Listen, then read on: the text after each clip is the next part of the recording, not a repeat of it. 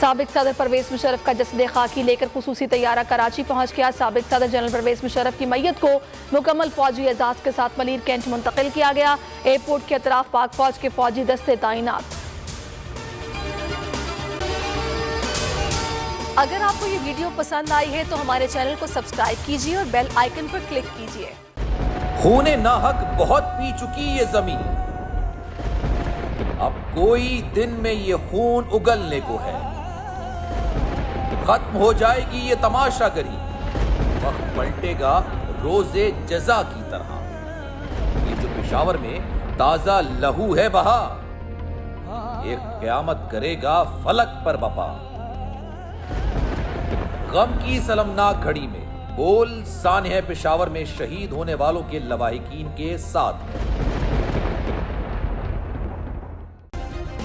Subscribe करें और bell दबाएं ताकि कोई खबर रह न जाए।